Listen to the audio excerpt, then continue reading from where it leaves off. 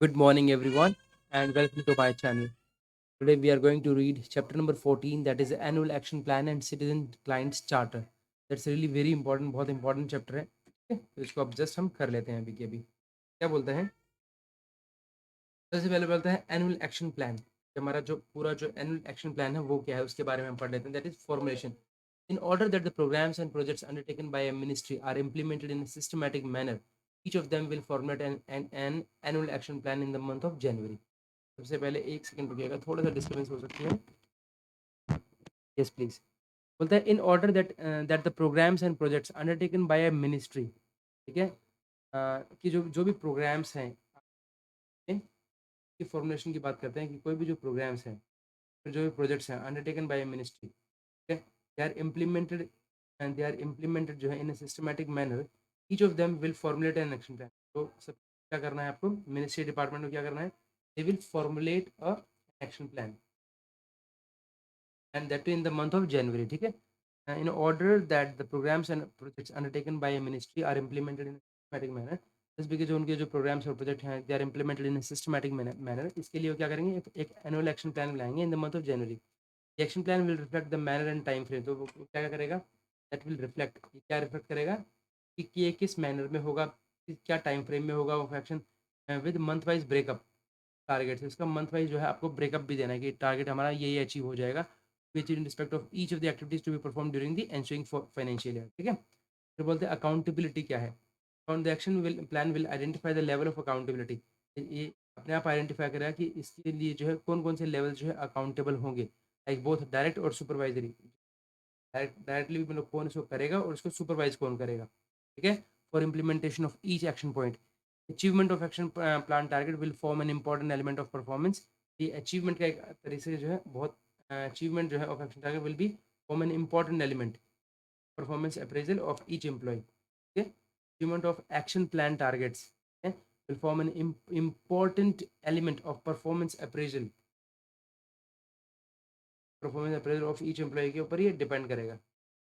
से जो भी जो achievement of action plan targets जो भी आपको दिए गए हैं they will form an important element. वो जो है आपका कहीं ना कहीं आपके परफॉर्मेंस जो अप्रेजल रिपोर्ट है उसके अंदर जो है ये परफॉर्मेंस अप्रेजल में एक इंपॉर्टेंट एलिमेंट साबित होगा, वो उसके अंदर वो मेंशन किया जाएगा.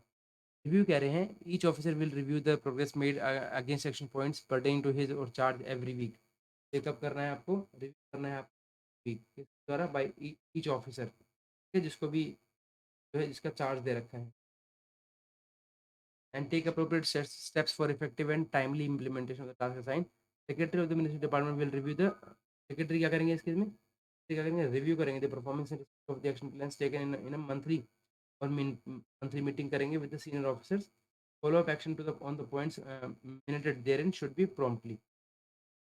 ठीक है, इस तरीके से हमारा ये हो गया हमारा एक एनुअल एक्शन प्लान के बारे में. फिर उसके बाद कि कौन अकाउंटेबल होगा और कैसे रिव्यू किया जाएगा. इसके बाद बात करते हैं हम सिटीजन क्लाइंट चार्टर. तो हम सिटीजन चार्टर भी बोलते हैं या फिर सिटीजन क्लाइंट चार्टर. बहुत इंपॉर्टेंट है. एक क्वेश्चन तो कई बार पूछ ही लेते हैं, मतलब एक साल नहीं तो अगले अगले साल जरूर पूछ लेते हैं. ठीक है, तो इंपॉर्टेंट है ये आपका. तो द सिटीजन चार्टर क्या है, that's an instrument which seeks to make department transparent accountable for and citizen friendly. तो ऐसा कोई भी इंपॉर्टेंट वर्ड मिस मत कीजिएगा. ठीक है, सिटीजन चार्टर जो है एक इंस्ट्रूमेंट है, instrument which seeks to make department जो क्या करता है, that seeks to make department transparent accountable and citizen friendly बनाना ही वो करता है. Citizen charter is basically set of commitments है. क्या basically basically set of commitments हैं made by them regarding the standard of services, regarding the standard of services जो है डिलीवर्ड की क्या क्या स्टैंडर्ड रहेगा हमारे सर्विसेज डिलीवर करने का. The objective of framing a citizen charter is to build a bridge.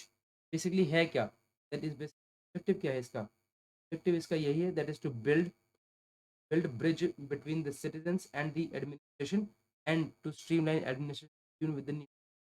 और इसके अलावा सबसे पहले तो एक ब्रिज है बिटवीन द citizen और क्या करना है, स्ट्रीमलाइन करता है ये administration in tune with the needs of the citizens. जो भी सिटीजन्स की नीड होती है उसके अकॉर्डिंग एडमिनिस्ट्रेशन को स्ट्रीमलाइन करता है. द दो नोट अनफोर्सिएबल कोर्ट ऑफ, क्या था ये, क्या जो है पॉसिबल है इन कोर्ट ऑफ लॉ. तो ये एग्जाम के अंदर आया हुआ है आपका, आपके लिए.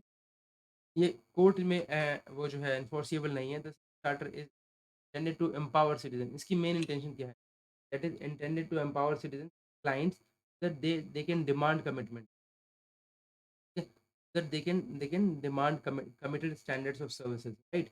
एक तरीके से जब आपको पता है कि हाँ ये स्टैंडर्ड होने चाहिए, अगर आपको पता है कि हाँ एक मिनिस्ट्री या इसके ये स्टैंडर्ड होने चाहिए, अगर लोगों को इस चीज़ के बारे में अवेयरनेस है तो लोग ऑटोमेटिकली वो चीज़ डिमांड कर लेंगे ना। तो ये बेसिकली इनका काम है।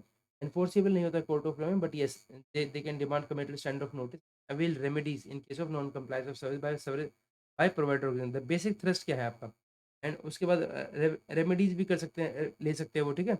In case of non compliance, क्योंकि नॉन कंप्लायंस आपको पता चल गया ना कि हाँ इससे नॉन कंप्लायंस है, ठीक है? क्योंकि ये जो है आप कह रहे हैं आपके स्टेलिंग चार्टर के अंदर लिखा हुआ कि हाँ ऐसा करना चाहिए, और आप वो नहीं कर रहे, people are aware of it, तो क्या करेंगे इस केस में? वो आपको बोलें कि आपको ये करना चाहिए।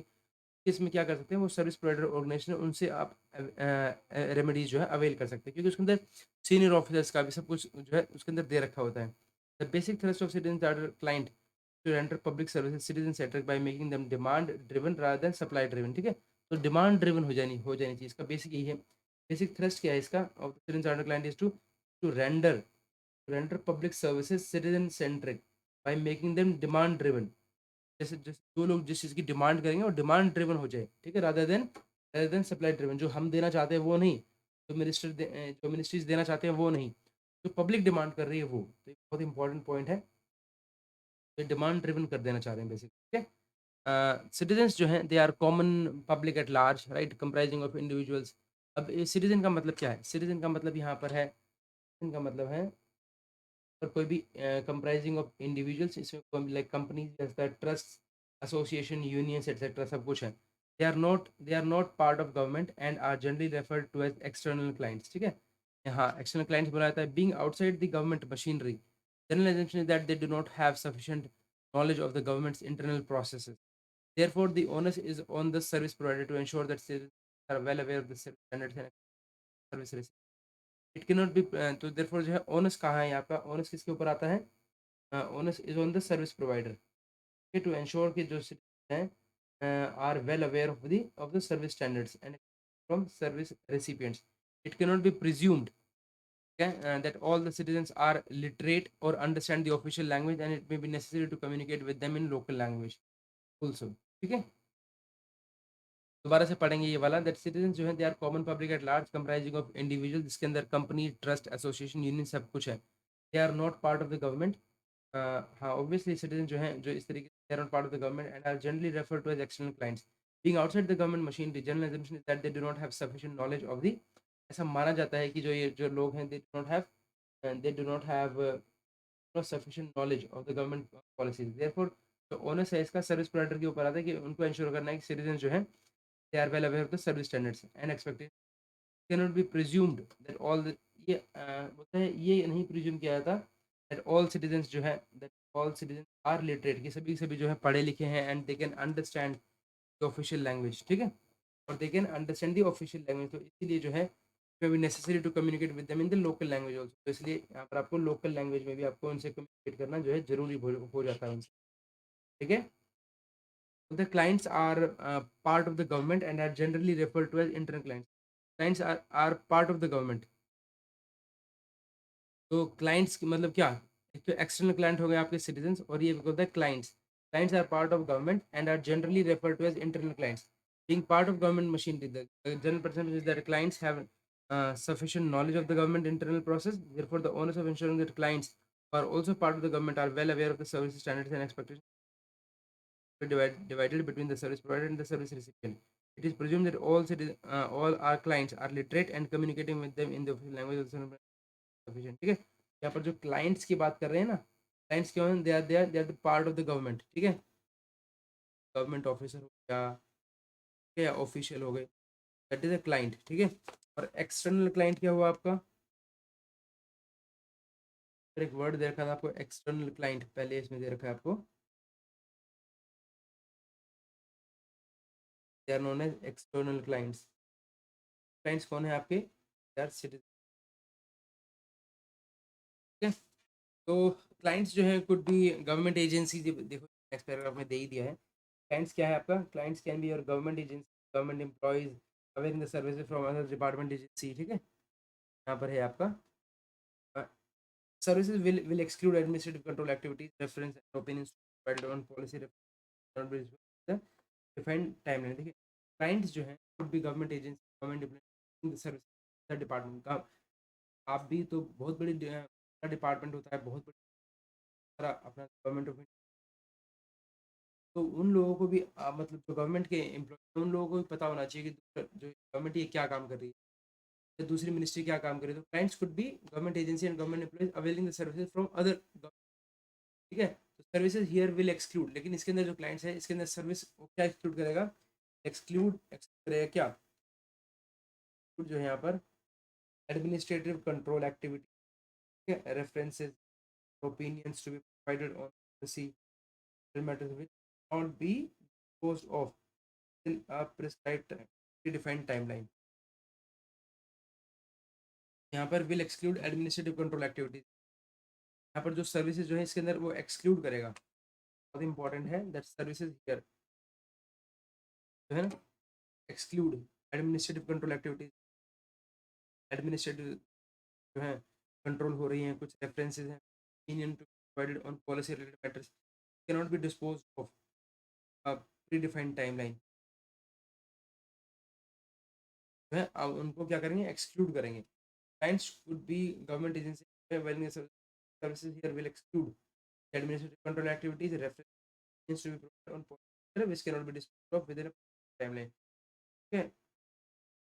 यहाँ पर ये सर्विसेज जो है आपकी एक्सक्लूड, ये इम्पोर्टेंट बन जाता है ये पॉइंट आपका, सर्विसेज जो है विल एक्सक्लूड होंगे क्या क्या होंगे, एडमिनिस्ट्रेटिव एक्टिविटीज, तो एडमिनिस्ट्रेटिव से कंट्रोल हो रही एक्टिविटी, रेफरेंसेज, ठीक है, कुछ opinions policy related matters which can not B timeline, वो इसके अंदर एक्सक्लूड पूछ सकते हैं, ये क्वेश्चन आपसे इंपॉर्टेंट है। नेक्स्ट आता है citizen charter comprise of the following components, क्या क्या तो मतलब होना चाहिए उसके अंदर, एक कवर पेज होता है, विजन स्टेटमेंट आपकी, यस बहुत इंपॉर्टेंट है उसकी, आपका एक विजन स्टेटमेंट होना चाहिए, आपका मिशन स्टेटमेंट होना चाहिए, details of business standard by the ministry, क्या क्या आप बिजनेस डिटेल्स ऑफ बिजनेस क्या क्या आप करते हैं by the ministry, it's services offered, क्या क्या आप सर्विसेज ऑफर करते हैं, स्पेसिफाइज टाइमलाइन में करेंगे for service, indicates service standards, identify levels और contact points and conditions for delivery of services, scale of customers, clients आपके पास जो भी कोई है, यहाँ पर क्लाइंट्स का मतलब क्या रहा हमारा, हम खुद, ठीक है, गवर्नमेंट जो भी office, identifies client groups, stakeholders, users, state of services provided to each, payment of services provided to each citizen, oblique client group separately, information about procedure, क्या क्या प्रोसेस रहेगा, क्या क्या प्रोसीजर रहेगा, क्या क्या प्रोसेस रहेगा टू एक्सेस सर्विस बेनिफिट्स, ठीक है, then grievance details of grievance redressal mechanism and how to access the deficiency of services, information about facilitating RTI वाले के बारे में, then we have expect from citizen client for smooth delivery, क्या क्या आप expectation from the citizen, date of issue of the citizen charter and date of next review of the same, सब कुछ आपका इसके अंदर मेंशन होगा।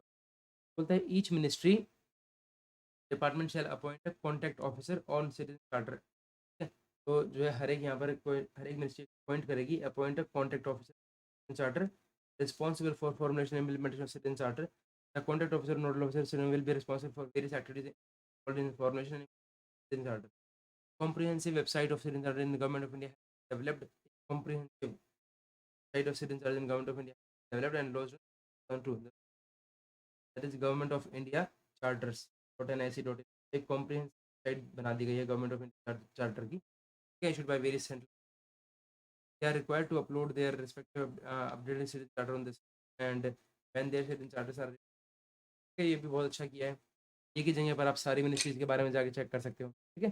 बोलते हैं activities required to be annual report of the ministry as under, activities हैं आपकी कोई भी activities related to city charter, तो आपको क्या है टू बी हिंदी आपको एनुअल रिपोर्ट के अंदर इंक्लूड, ठीक है।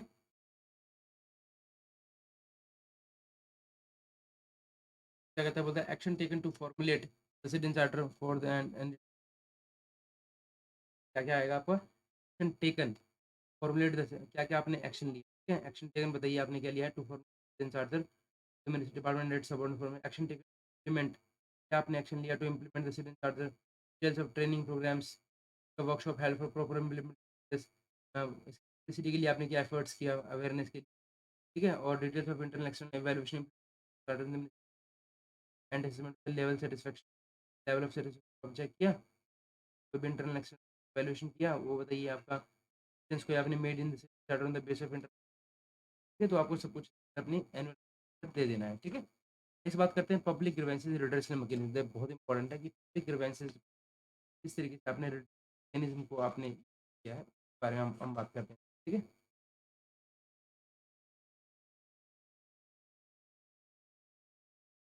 तो देख लेते हैं क्या क्या है।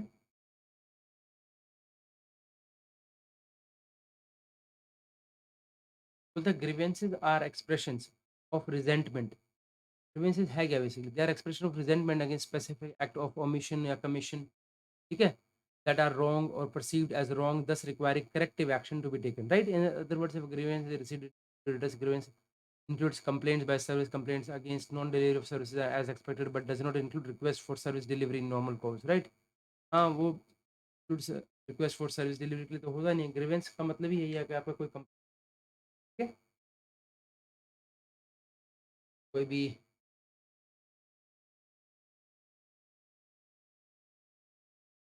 कंप्लेंट्स, ठीक है, ये बेसिकली क्या है, that's an expression of resentment है against specific act of omission या कमीशन, देर आर रॉन्ग और perceived as wrong, thus requiring corrective action to, तो ग्रीवेंस रिड्रेस मैकेनिज्म क्या है, they are the process set up by the government ministry to receive, record, investigate, redress, analyze, prevent or take any other appropriate action in the respect of grievance laws। Mechanism के अंदर क्या है, that is process है ये आपका by the ministry to receive, record, investigate, redress, analyze, prevent or take any other appropriate action in respect of grievance laws।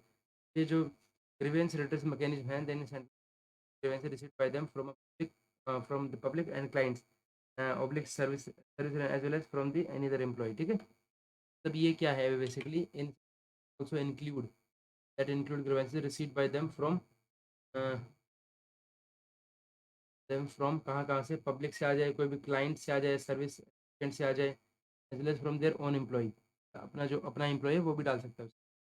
as such these include issues related to service delivery as well as employment related matters, transfer, promotion, pension pay and lodge a grievance in any language and local language, तो वो किसी में भी कर सकते हैं, and lodge जो local language में कर सकते हैं, इंग्लिश हिंदी में कर सकते हैं। और दूसरा क्या है, इंक्लूड रिलेटेड टू, मान लीजिए कोई अपने ट्रांसफर से रिलेटेड, कोई प्रमोशन से रिलेटेड, कोई पेंशन से रिलेटेड, कोई पे फिक्शन, तो इसके अंदर ग्रीवेंस रिड्रेसल मैकेनिज्म के अंदर आ जाता है, ठीक है। तो ग्रीवेंस रिड्रेसल में सिर्फ पब्लिक की ग्रीवेंसेज नहीं है, अगर गवर्नमेंट की भी है, गवर्नमेंट एम्प्लॉयज़ की भी है, तो वो भी इसके अंदर जो है सुनी जाएंगी, ठीक है। Compilation of the guidelines on the GRM बोलता है issued by the department of administrative reforms and public as well as order on the pin on this, any complaint by email will not be attended as the public website only, ठीक है। ये बहुत important है कि अगर आपने मान लीजिए कहता है एनी कंप्लेंट जो है sent by email will not be attended to, किया जाएगा एज द पब्लिक ग्रीवेंसेस जो है ना post on the website since only then tracking of the same is possible through unique, हम उससे क्या है एक यूनिक आपका रजिस्ट्रेशन नंबर उससे हो जाता है, तो ये इम्पोर्टेंट बन जाता है। ईमेल के थ्रू आपको नहीं लेनी है, ईमेल जो है विल नॉट बी अटेंडेड, ठीक है, ये बहुत इंपॉर्टेंट है आपका। एंड इसके बाद एक यहाँ पर भी आप कर लीजिए कि चॉइस भी दे, इंपॉर्टेंट है आपके लिए। Then we have the main guidelines on grievance redressing, क्या कुछ गाइडलाइंस दे रखी इन्होंने, होता है ग्रीवेंस जो should be dispose of within a period of 45 days, ये पहले बहुत इंपॉर्टेंट है। पहले जो ये टाइम था ना आपका, पहले 2 मंथ्स था, ठीक है, अभी ये 2 मंथ से हट गया, अभी ये 45 डेज हो गया है, ठीक है, चेंज हो गया एक्चुअली। तो ग्रीवेंस जो है आपको 45 डेज के अंदर अंदर करनी है, in case it is not possible then interim reply with reasons to delay to provided, ठीक है। तो ग्रीवेंस जो है आपको डिस्पोज ऑफ करनी है तो with in period of 45 days के अंदर अंदर करनी है, पहली चीज़। और अगर नहीं कर पाते, मान लीजिए कुछ डिले हो रहा है पॉसिबल, तो आप इंटरिम रिप्लाई दे दीजिए उनको, ठीक है। Well reason speaking reply should be given with well closing of grievance and relevant document should be uploaded, ठीक है। आपको एक क्या देना है, reason speaking well reason speaking reply देना है आपको, ठीक है। फाइल क्लोजिंग ग्रीवेंस और रेलिवेंट डॉक्यूमेंट जो है वो आपको अपलोड कर देने हैं उसमें। Each ministry department should have a senior officer, कम से कम जो है डेप्यूटी सेक्रेटरी रैंक के ऑफिसर होने और above, designated director of public grievances, जो जिनको आप डेजिग्नेट कर सकते हैं, तो क्या कि as a director of public grievances जो मिनिस्ट्री तरफ से होगा। Can be approach in case of grievances not address, जिनके पास जो है who can be approach, can be approach in case of grievances not address और the citizen is not satisfied, से जाके मिल सकता है। The name designation room number telephone number etcetera data should display reception of, reception of आपको होना चाहिए। क्या क्या, the name designation room number telephone number etc that are displayed prominently on the reception office and other convenient places in the office building so that citizens are fully aware of it. Information is available in PG portal, ठीक है। इस तरीके से every Wednesday of the week between 10 AM to 1 PM has been giving and hearing of grievance by the director, important है। Wednesday का जो है time निकाला गया है उनके लिए एवरी वीक, ठीक है, बिटवीन 10 बजे से लेके 1 बजे तक जो है has been earmarked for receiving और receiving and hearing grievances of the public जो है, ये इनसे आप जो है 10 बजे से लेके बजे तक वेडनेसडे को जाके आप कोई भी पब्लिक ग्रीवेंसेज होती है तो ये इंपॉर्टेंट बन जाता है आपका। फिफ्थ वाला जो पॉइंट है that becomes really very important, ठीक है। बोलता है a locked complaint box will be placed at the reception office, एक, ठीक है, मैंने for community registration of complaint by members of the public that must be open at regular, एक lock जो है कंप्लेंट बॉक्स भी वहाँ पर आपको रिसेप्शन पे रख देना है, ठीक है। ओपन जो है by the resident officer at regular intervals का वो खोल, ठीक है। फिर बात करते हैं आपका central public grievances reduction and CP gram जो आया आपका, ये तो रहा आपका। अब ये कुछ central public grievance reduction monitoring system आया है। जो अभी तक था आपका वो था public grievance grievance redressal mechanism, ये एक मॉनिटरिंग सिस्टम आ गया, ये बहुत इंपॉर्टेंट है आपका। सीपी ग्राम कुछ कई बार क्वेश्चन जो है इससे आ जाते हैं, तो ध्यान दीजिएगा इस पर, इंपॉर्टेंट है, यस बहुत इंपॉर्टेंट है। होता है सीपी ग्राम क्या है आपका, central public grievance redress and monitoring system, it is based on web technology पे बेस्ड है आपका। और जून 2007 के अंदर वेब टेक्नोलॉजी बेस्ड है आपका, 2007 में एस्टेब्लिश किया गया था with the aim to enable facilitate and agreed citizen. जो भी इसका एम क्या था, बेसिकली एम था इनका to to enable the facilitate and aggrieved citizen lodge a grievance from anywhere at any time, मतलब कभी भी आप जाके सीधा पीजी पोर्टल पर जाकर आप कंप्लेंट कर सकते हैं, 4/7 अवेलेबल है। CPGRAM enable citizen close grievance to any of the ministry, आपको एनेबल करता है कि आप जो है ग्रीवेंस जो है डाल सकते हैं एनी ऑफ द मिनिस्ट्रीज, किसी भी मिनिस्ट्री में डाल सकते हैं, ठीक है।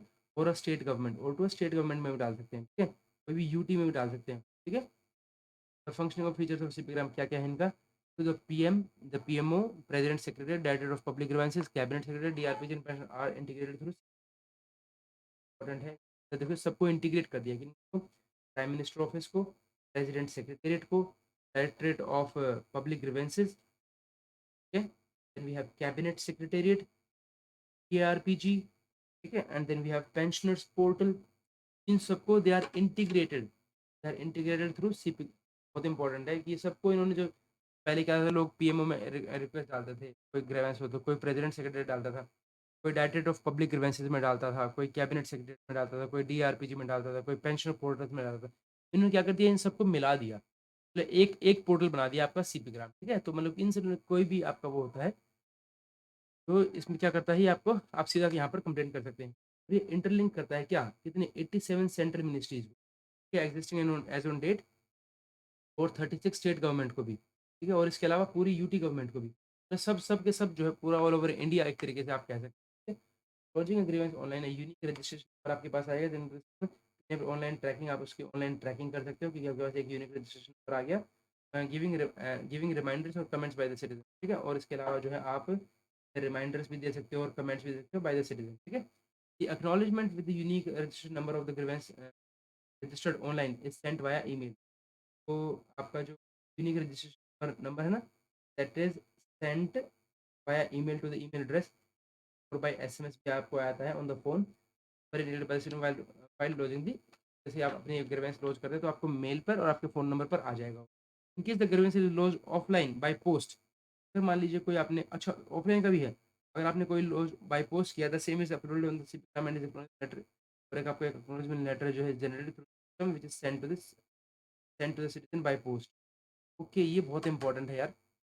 ये सब grievance is launched offline by post, ये इंपॉर्टेंट। आप सीपीग्राम के अंदर ऑफलाइन भी कर सकते हो, पता ही नहीं होगा लोगों को।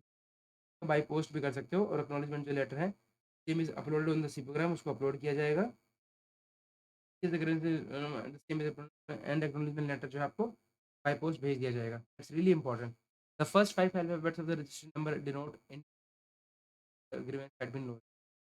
फर्स्ट 5 अल्फाबेट है ना आपके, वो आपको डिनोट करते हैं, वो आपको इंडिकेट करते हैं the ministries to whom the grievance had been launched. ठीक है, तो फर्स्ट 5 लेटर्स आप देखिए उस मिनिस्ट्री को गया है। System enables ministries departments to declare their respective subordinate के अलावा जो सिस्टम इनेबल करता है कि मिनिस्ट्री डिपार्टमेंट जो है वो डिक्लेयर कर सकते हैं रिस्पेक्टिव सबॉर्डिनेट, जो भी उनकी सबॉर्डिनेट ऑर्गेनाइजेशन है तो फॉर ग्रीवेंस पोर्टल। ठीक है, उनको वो डिक्लेयर कर सकते हैं अभी आप ये काम कर दीजिए। ठीक है, इसके अलावा सीपीग्राम जो है generate various reports for monitoring of public grievances which facilitate identification of grievance prone areas and enable systematic changes and reform. CPGRAM जो है क्या करता है, that generates various reports. Okay, the first 5 is done. Okay, then G वाला है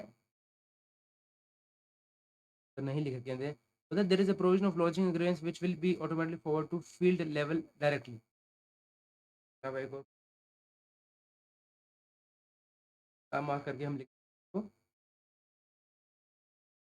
there is a provision of lodging agreements which will be automatically, यहाँ पर एक ऐसा क्या of lodging grievances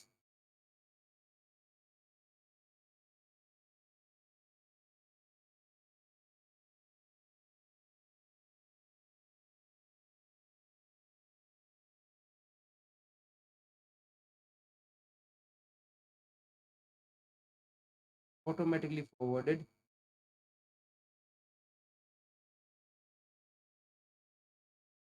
level directly, level पर जो है डायरेक्टली पहुंच, ठीक है, फील्ड लेवल पर डायरेक्टली पहुंच जाएगा। सिस्टम जो है आपका, फिर आपका आता है point, system enables ministries departments को इनेबल करता है सबऑर्डिनेट पर ग्रीवेंस कर सकता है। ठीक है, enables management take appropriate action and upload the action taken by the grievance. ठीक है, जो है आपको ये भी इनेबल करता है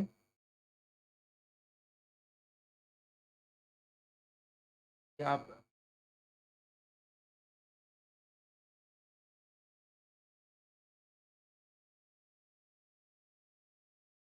अपलोड कर सकते हैं आप उसके अंदर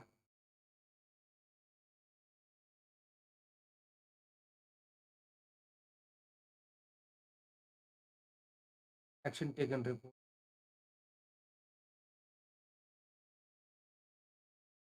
वो एक्शन टेकन रिपोर्ट जो है आप अपने यूनिक नंबर से I can that by register.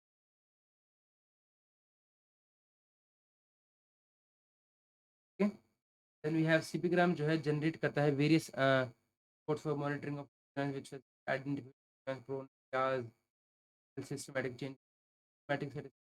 देखिए ऑब्वियसली जब एक ही जगह से अगर मान लीजिए ज़्यादा ज़्यादा रिक्वेस्ट आ रही है, ज़्यादा ग्रीवेंस आ रही है, तो वो या फिर एक ही किसी सब्जेक्ट पर आ रही है तो उसको आइडेंटिफाई किया जा सकता है grievance prone areas and enable systematic change. Citizen satisfaction feedback rating mechanism. Citizen satisfaction feedback, citizen का है जो सेटिस्फैक्शन रेटिंग मैकेनिज्म जो है अवेलेबल है सिटीग्राम पर। पब्लिक ग्रीवेंसेस रिपोर्ट्स ग्राम are archived after period of 5 year. Important है आपका सिटीजन सेटिस्फैक्शन रेटिंग मैकेनिज्म, आप सिटीजन फीडबैक जो है वो भी अवेलेबल है। इसके अलावा पब्लिक ग्रीवेंसेस रिपोर्टिंग सिटीग्राम्स are archived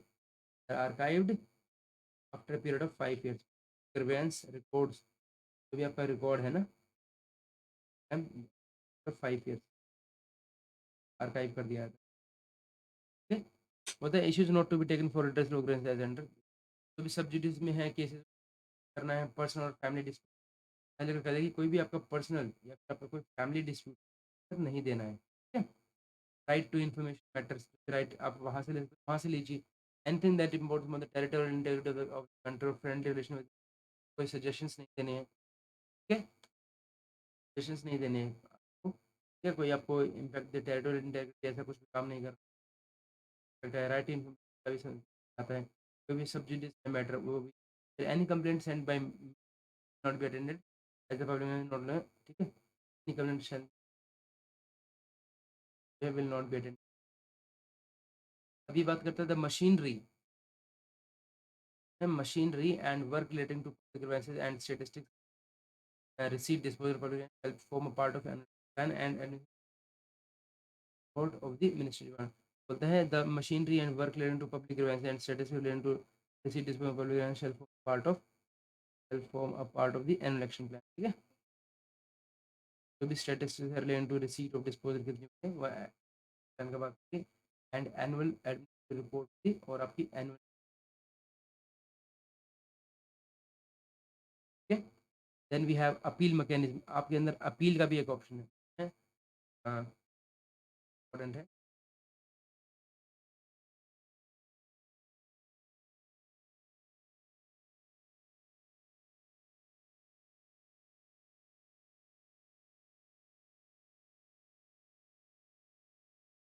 after closure of a grievance by nodal officer, आपकी जो ग्रीवेंस है वो नोडल पब्लिक ग्रीवेंस ऑफिसर ने बंद कर दिया, ठीक है, उसको क्लोज कर दिया, the complaint can provide feedback if पहले वो क्या करना है,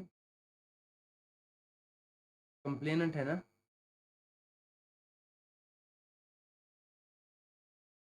then can provide feedback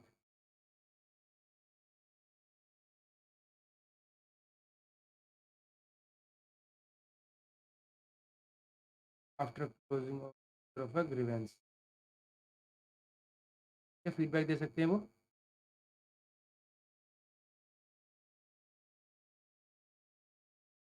not satisfied, अगर वो सेटिस्फाइड नहीं है तो फीडबैक दे सकते हैं, ठीक है, क्या करते हैं, from poor to the rating is poor the option to file appeal is, rating आपको,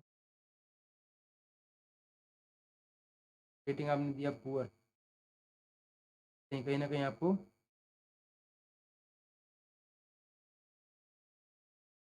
ऑप्शन फाइल,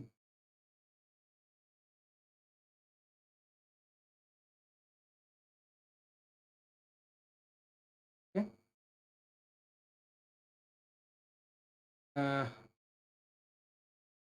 का स्टिपुलेटेड टाइम क्या है इसका, इंपॉर्टेंट पॉइंट्स हैं यार, कुछ ही आपको क्या करना, पुअर दिया तो आ गया time,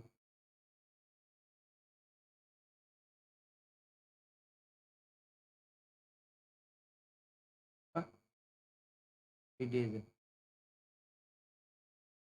and we have every ministry or department should have a nodal appellate authority or to be shown, yep, ठीक है, every ministry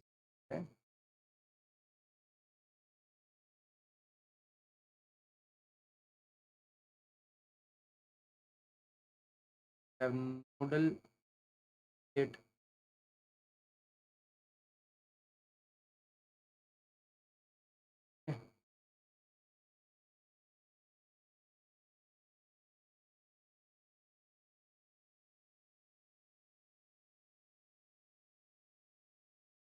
then है आपका nodal appellate authority should be one level above the resident, ये जो nodal authority है ना,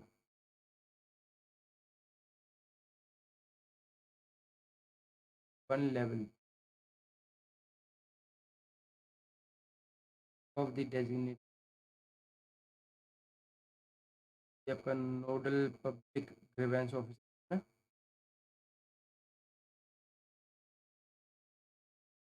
के ऊपर हो, ठीक है, क्या अलावा बोलता है आपका जो nodal appellate authority है, they can create sub appellate authority for disposal,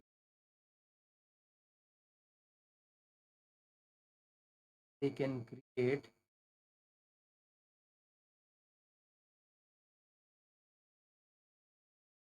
sub appellate authority,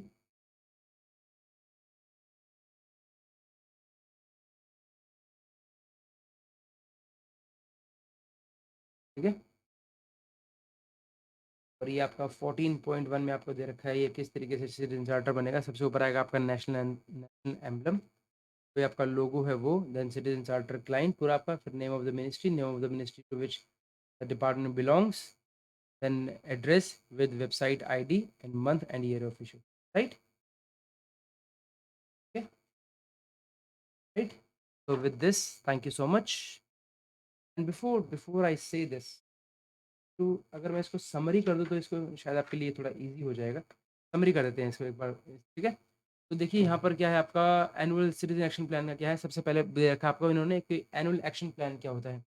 annual action plan की फॉर्मुलेशन के बारे में, कि कोई भी प्रोग्राम प्रोजेक्ट जो है जो कि इम्प्लीमेंट किया जाता है सिस्टमेटिक मैनर में, उनको आपको एक एनुअल एक्शन प्लान के इसमें फॉर्मेट में फॉर्मुलेट करना है in the month of January, जो कि रिफ्लेक्ट करेगा आपका किस मैनर और किस टाइम फ्रेम में जो आपको ये, और मंथ वाइज ब्रेकअप होना चाहिए टारगेट्स का कि वो कैसे कैसे अचीव किया।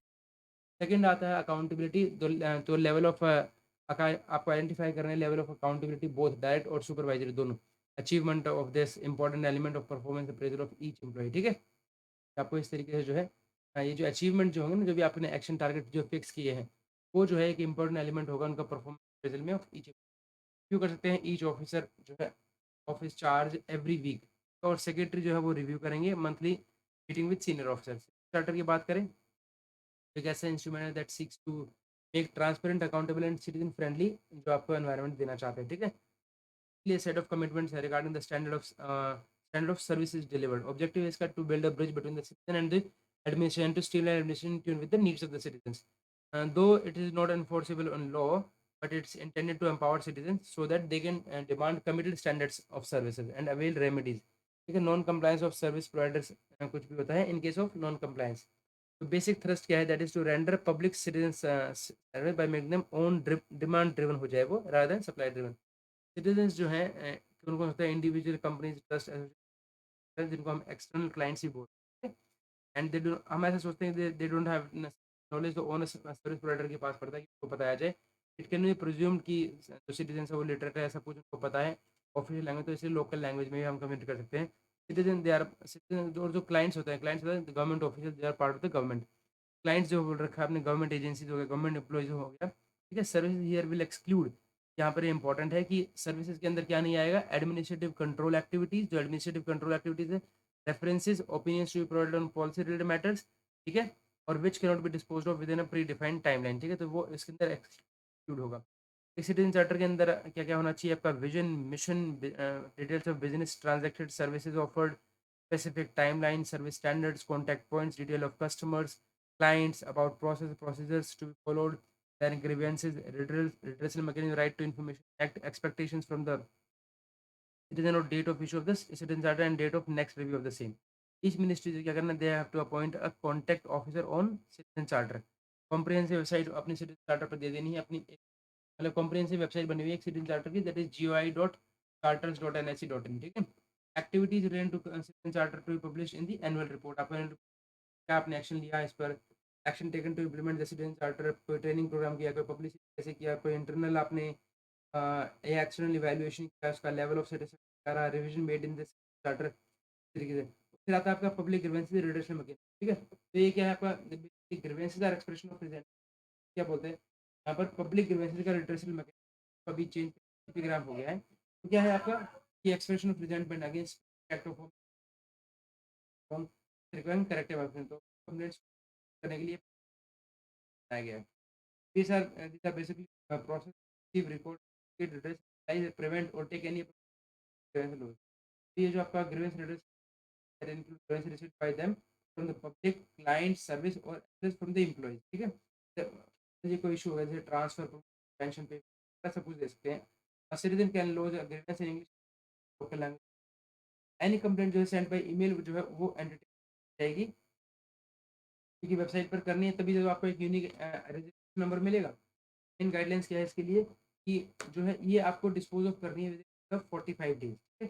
अगर वो पॉसिबल नहीं होता है कि इंटरव्यू रीजन होना चाहिए, डॉक्यूमेंट अपलोड कर रैंक के जो ऑफिसर होंगे वो क्या होंगे, director of the public grievances होंगे, ठीक है।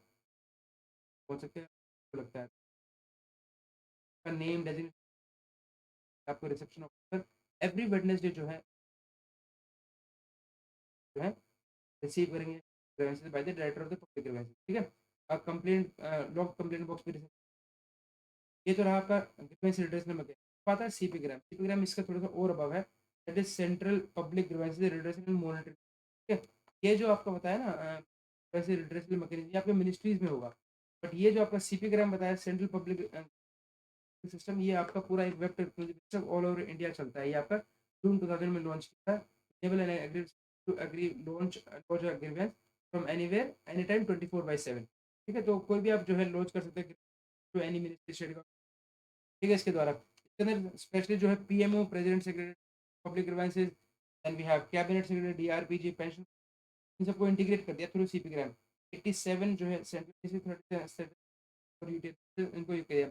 जब भी आप करते हैं कंप्लेंट, तो वहाँ पर आपको ऑनलाइन ट्रैक कर सकते हैं, रिमाइंडर दे सकते हैं आप उससे, ठीक है। अगर आप कोई एक्नॉलेजमेंट जो है आपको मेल और एसएमएस के थ्रू जो है ऑटोमेटिकली भेज देता है जब आप रजिस्टर करते हैं। इनकेस द ग्रीवेंसेस अगर आपको मान लीजिए इसमें ऑफलाइन भी अगर आप करते हैं, ठीक है, तो भी आपको जो है एक्नॉलेजमेंट जो है आपको सिटीजन बाय पोस्ट दिया जाता है। फर्स्ट 5 लेटर जो है आपको इंडिकेट मिनिस्ट्री की है। ये इनेबल करता है to declare the subordinate ordnance पर आप अपनी वो सबऑर्डिनेट ऑफिस पर भी वो कर सकते हैं कि भाई आप इसको एक्शन दें। Citizen satisfaction feedback rating mechanism available, feedback भी आप दे सकते हैं, रेटिंग मैकेनिज्म, ठीक है। अगर आपने पुअर दिया तो उसके अंदर आप अपील भी कर सकते हैं। Then public grievance record achieve 5 year, कोई पब्लिक ग्रीवेंस आपका रिकॉर्ड है ना, वो उसको आर्काइव कर दिया जाता है 5 साल के बाद। और provision of lodging grievances will be automatically forward to field field office में भी आप डायरेक्टली इनेबल करता है कि ministry action taken report and citizen can view that unique काम किया एक्शन, वो रिपोर्ट जब मिनिस्ट्री डाउनलोड कर देगी तो वो with help of that unique identification पर वो जो है वो उसको देख, ठीक है। अगर मान लीजिए आपको इसके बारे में बात करते हैं कि क्या-क्या इश्यूज़ आपको नहीं लेके आने हैं, कि जो भी मैटर सब जुडिस है, मतलब अभी कोर्ट में चल रहा है, कोई भी पर्सनल या फैमिली डिस्प्यूट आपकी, कि राइट टू इन्फॉर्मेशन एक्ट के अंडर आता है, या फिर जो भी impact on the territorial integrity of the country आता है, कोई भी सजेस्ट करना चाहते हैं, या फिर आप जो है any complaint Saint by email वगैरह वो नहीं अटेंड की जाएगी, ठीक है। इसके लिए स्टेटस भी आपकी रिसीव एनुअल एक्शन प्लान और आपका एनुअल एडमिनिस्ट्रेटिव का पार्ट बनेगी। फिल मैकेनिज्म है, कंप्लेंट जो है अपनी तरफ से feedback दे सकता है, अगर वो सेटिस्फाइड नहीं है उसे, अगर उन्होंने रेटिंग पुअर कर दिया तो क्या है, एक अपील का ऑप्शन एनेबल हो जाएगा, जो कि अपील करनी है विद इन 30 डेज ऑफ आपको डिस्पोज ऑफ करनी है। और एवरी मॉनिटरी मिनिस्ट्री जो है शुड हैव नोडल अपील, वो जो है 1 लेवल अबव होंगे आपके पब्लिक ऑफिस से, तो वो क्या है नोडल जो अथॉरिटी दे कैन क्रिएट सब अपीलेट अथॉरिटी फॉर, ठीक है। इस तरीके से हमारा ये पूरा कवर हो जाता है, right. So with this, thank you so much and have a great day.